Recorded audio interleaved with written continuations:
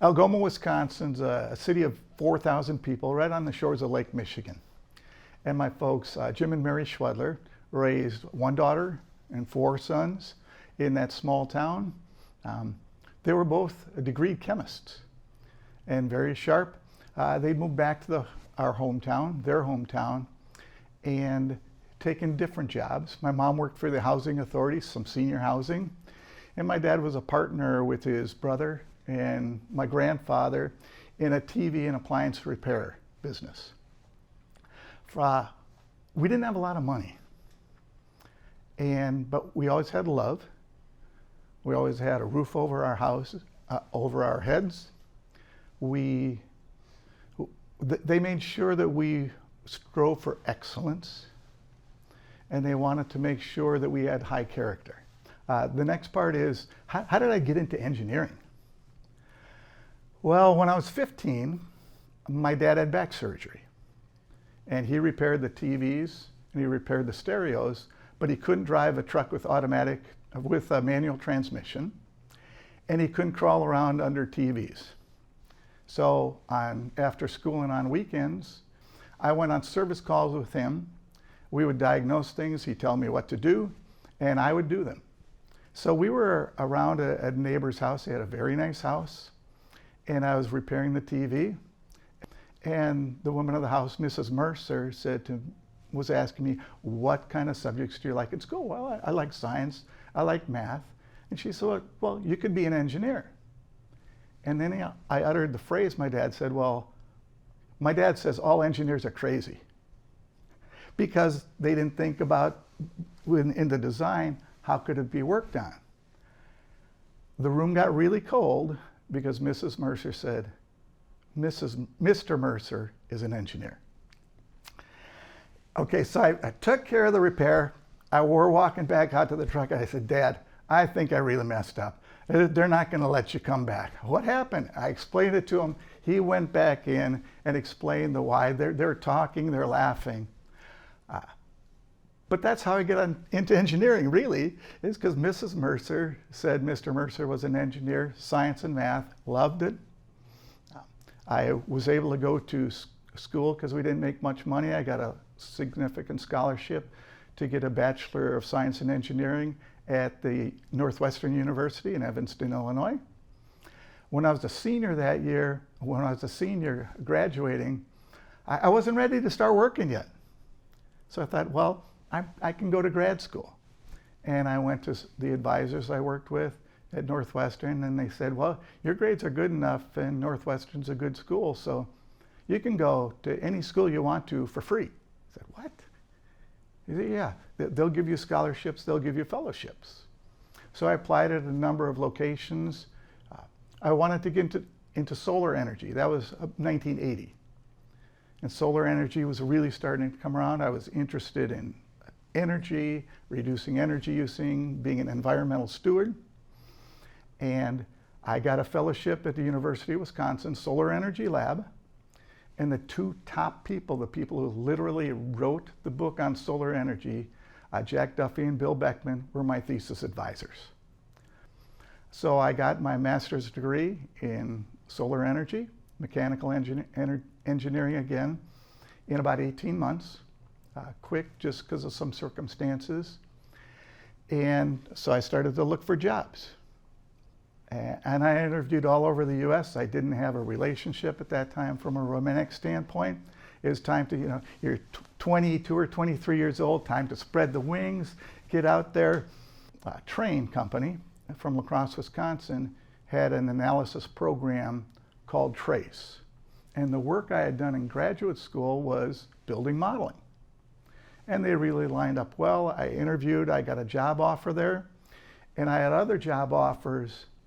And it was kind of disappointing that the best job offer was a 4-hour drive from my hometown. 43 and a half years later, I retired. I'd been with Train my entire career. Not many people do that anymore. The first job was to work on the TRACE programming, doing energy analysis programming, developing the program, doing training for users of the program. About 7 years later, it was time for me to grow, and I had the opportunity and blessing to move into a group called Applications Engineering.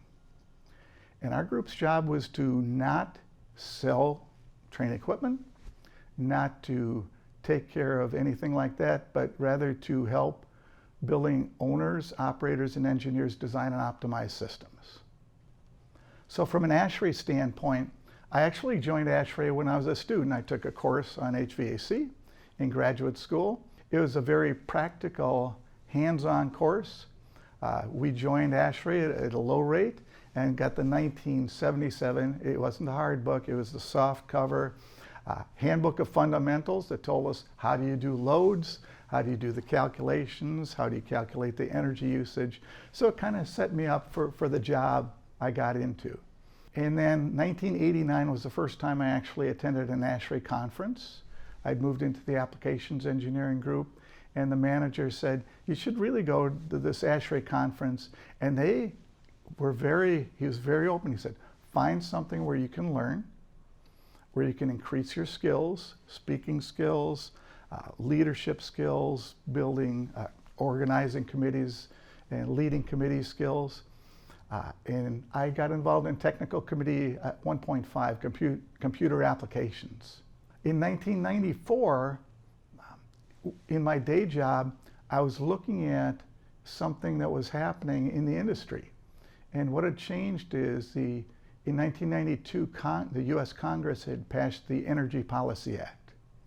And in it, it said ASHRAE Standard 90.1 is the basis, and that's our energy standard for commercial buildings. And when it was updated, that once the Department of Energy looked at it and said it was a good thing, that every state in the union had to update their energy codes to be at least as stringent. And I went to my leader, applications engineering leader.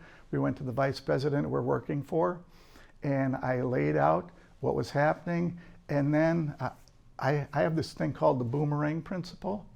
I still don't see it coming at me, but I said those, quote, fatal words, somebody at our company needs to be involved in this. And Tom, the vice president, leaned forward and he said, you're right, Mick, somebody does. So I started to attend those meetings, get involved in the mechanical subcommittee. I got onto the main committee as a voting member in about a year and a half. And I learned so much because there were people who did lighting, who did the envelope section, who worked on elevators. Anything within the building that had energy usage was under the purview of the standard. Spring of 2020 hit, and the entire world changed. Daryl Boyce was the president. That year I was the treasurer, and it affected things financially, significantly. ASHRAE with our staff, with some of the great guidance we got from ASHRAE's controller, we applied for some of the grants from the US government, which allowed us to keep almost all of our staff. Because with the reduction in income, we wouldn't have been able to look the same and serve our members the same. As we went through that process, we started with the virtual meetings. And so in July of that year, I became president-elect. Chuck Gullidge was the president. And Chuck called me in early July and he said, Mick, I want to visit every chapter this year. And my first thought was, Chuck, are you nuts? But that was his goal. He offered to visit every chapter. It had to be virtual. And he had 154 chapter events. 3 were in person. And I watched him do this, the courage, the perseverance, the character he exhibited was off the charts. The year I was president, the world had opened up some. We had reached out, we'd put together a plan to get out to each region. At that point, we had 15 regions throughout the world for at least a week. We worked with a director and regional chairs for each of the regions and said, what are weeks we can do this, and put together an entire year. COVID didn't allow some of that to happen, primarily Asia, South America, the time we were supposed to travel there. But we had a lot of accomplishments that year. And I'd say the first accomplishments were the chapters started getting back together. And sometimes it was their first meeting in over a year where they were in person. In addition, we have a committee that presidents get to work with before they become the president to go through what are we going to do during the year. And a couple things that we did, we put together member-to-member connections. And what it was a monthly a virtual interview with ASHRAE members about different subjects. How do you get involved in ASHRAE? What are the advantages to your employer of you being involved? Not you personally, but the people who might be supporting you, because we need that support from employers. And employers get advantages, different skills, management skills, growth potential, how to present. Not only do the people grow technically, but they grow from those soft skills, the personal skills standpoint. And all that comes back to the business establishment. Probably September, you start in July, about September, I thought, there are a lot of people dealing with mental health issues right now. Our family, particularly one of our sons, has had depression, anxiety, he's attempted suicide, and 25% of the people in a building or in a meeting are dealing with some type of mental health issue. It might not be them, it might be a family member, it might be a close friend. So Jen and I had been through training from NAMI, the National Alliance on Mental Illness, and we were at a point now where we could be advocates. We weren't in a crisis mode, and it was just, from my standpoint, it was something, the member-to-member connection was there, and if we're really going to connect with members, we need to connect with where they are. In addition, we did another thing called Learning Pathways. So the Learning Pathways were basically bringing all that information together into one specific website for a particular subject. Here are all the manuals, here are the training courses, here are the ASHRAE journal articles on that. And that was a real benefit to people because it became easier to find. The final part was the ASHRAE theme that year. And it was, the first part was personal growth, global impact, which is important.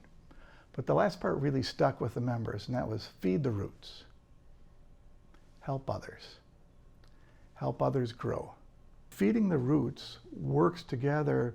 It doesn't matter the age, it doesn't matter the gender, it doesn't matter the location. None of that matters. We all have skills that we can pass on. And to this day, people still come up and say, I helped feed the roots doing this. These other people helped feed my roots. I'd say a big change coming right now. The refrigerant transition is huge going on to reduce the environmental emissions, to reduce the global warming potential of those refrigerants, and artificial intelligence.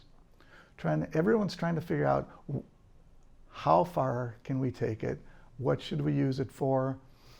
From that perspective, it's a tool like many of our other tools. People come up and they ask you for advice and they think you know, which is kind of funny because none of us know everything. But I've seen I guess advice I give younger folks is, one, get involved and put your hand up and volunteer for something. It doesn't have to be big, but it's outside of you and it's to serve others, and to feed the roots, if you will. When you volunteer and do things, you always get back more than you put in. Sometimes it doesn't feel like it while you're doing it, but you always get back more. That's not why you do it. You do it for the people that you're serving, for the people you're helping. So number one is be willing to volunteer. Two, step out into places that are not comfortable. In the last 2.5 years, number one in our lives is our faith. We have the same faith. I'm more active in our church now, doing outreach. I just got, since I'm retired, I got appointed as the pictorial directory coordinator because it takes a lot of time, and I will have some time. And then our family. We have 2 sons and a daughter. 2 of them are married. We have 3 grandsons.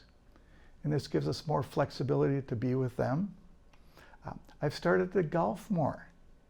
I didn't say I started to golf better. During the year I was president, I had a chance to meet with the student branch at the University of Miami. And I asked the Region 12 folks, what do you want me to do with the student branch? They said, inspire them. So, oh, I'll inspire. I got this, I got this. Words something like this came out and have stuck. We make buildings sustainable and resilient. We reduce their energy use and emissions. 40% of the world's food spoils between the field and our forks. We reduce that a lot. We literally helped the world out of the global pandemic because we kept the vaccines cold. And most importantly, we keep people safe and healthy in buildings. There are always going to be challenges, and there will always be people and societies who step up to those challenges and to serve our mission, to serve humanity.